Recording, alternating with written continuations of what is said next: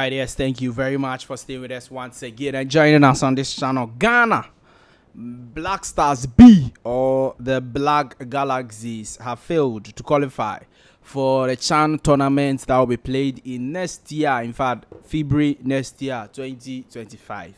They were eliminated by Nigeria, the Super Eagles B, after Ghana Black Galaxies lost 3-1 away from home to Nigeria, far away in Oyo, Nigeria. So it means that the tournament proper, Ghana will not be able to qualify. This is the first time, according to what I've read from the Nigerians, this is the first time Nigeria will qualify to the CHAN tournament since 2018. Yes. So the last time Nigeria played in a CHAN tournament was in 2018, and they've been failing to qualify for the tournament proper. But then today, Ghana has given them the opportunity to qualify. Now, we are going to talk to you about the game, how we saw the game, how we see Ghana football in total, especially in the year under review 2024. It's been a very, very difficult year for our national teams. When we talk about the Black Stars, when we talk about Galaxies, yes, the Ghana under 20 qualified to the African Cup of Nations under 20 level, so that one was a win over there. But the rest, it's been some very, very bad one, especially when you are talking about the Black Stars of Ghana, because Black Stars of Ghana failed to qualify to the AFCON 2025 African Cup of Nations. We failed to qualify, and that is a very, very some way. So it looks like Ghana football is in a serious trouble, or is in serious trouble, and we have to talk to you about all of that, and then we look at some other things. Just subscribe to the channel for us, hit the like button, hit the notification bell, and select all, so that anytime we drop a video, you will be the very first person to have the video. So the highlight of the game in question we are talking about is currently in on this channel, Sports 7GA. So if you want to watch the videos, the highlights, do all to check through the videos. It's just the recent video before this one you are watching. All right, yes, so you can check that video out, and then you'll see how things go. The goals were good. The goals were very good. 3 goals, in fact, by 30 minutes. Nigeria had finished the game. 30 minutes, they were leading Ghana 3-0.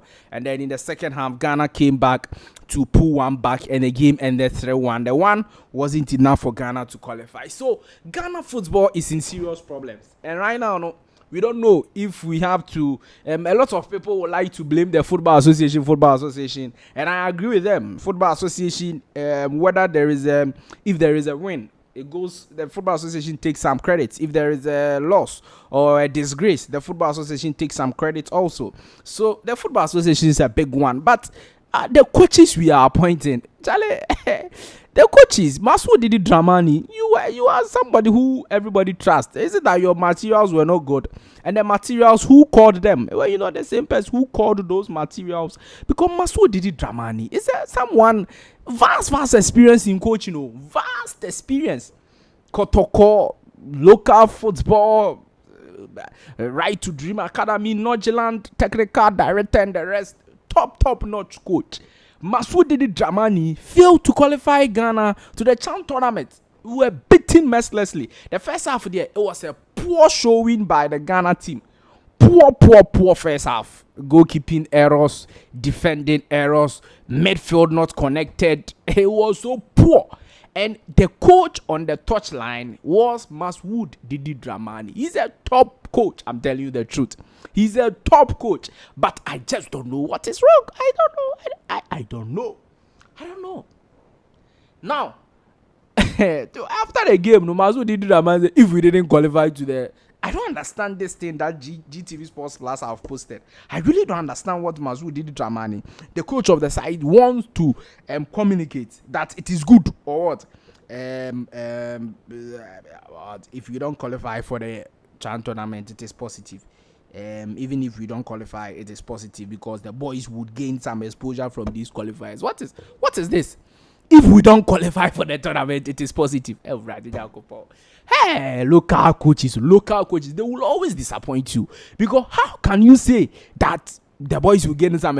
What if we qualify that? Wouldn't they have gotten more exposure from the tournament than in the qualifiers? So what are you even talking about? Can be business here because Ghana. What is this, coach? Coach, you are going to a war. How can you say this? How can you say this, that if we don't qualify, it's positive? The reason why it is positive is because the boys would have gained exposure from these qualifiers. Fantastic. Two-legged affair. They will gain exposure. What if they went to the tournament itself? Wouldn't they have gained more exposure? Excellent. So how can you say it is positive? It is not positive.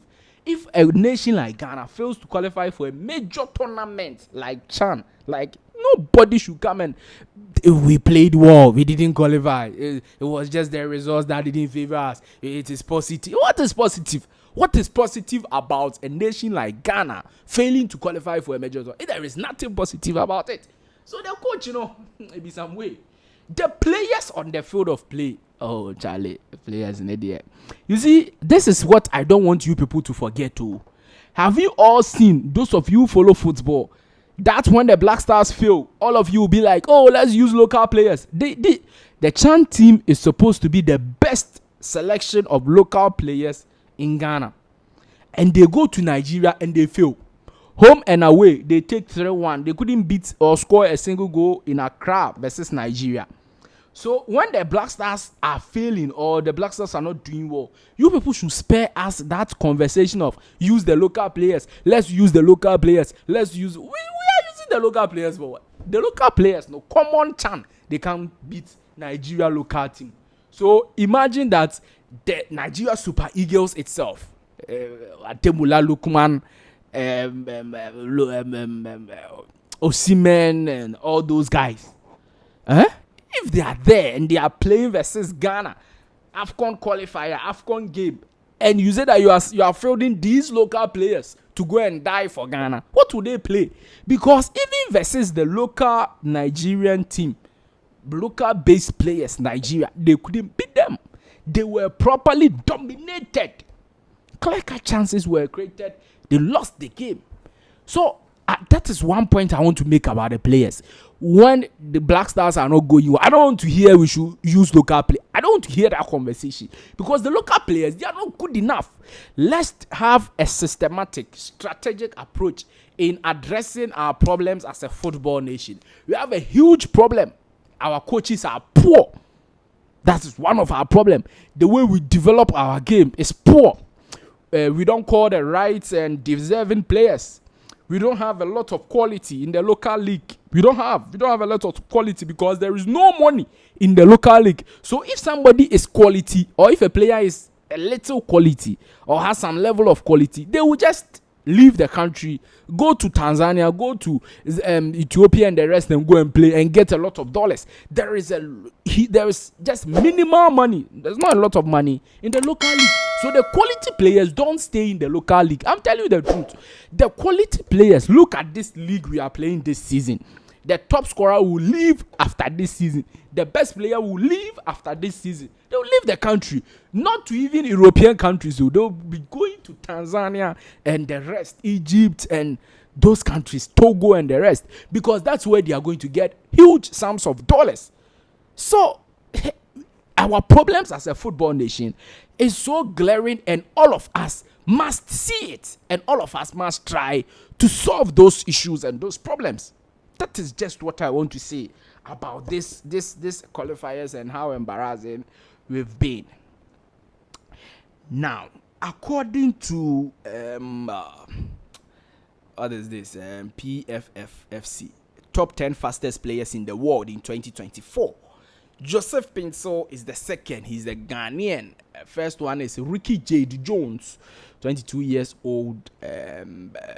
Is Ricky J. Jones, 868,000 euros in terms of estimation. All right, 9.5 million euros for Joseph Pinso. Joseph Pinso is the second fastest player in the world, 37.6 kilometers per hour.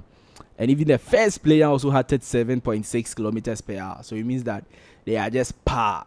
Joseph Pinso, I don't know if this one is the whole world or or it's just those in USA. I think it will be USA, because how can this guy be the fastest player in the world? No, it should be USA. Ricky J. Jones cannot be the fastest player in the world.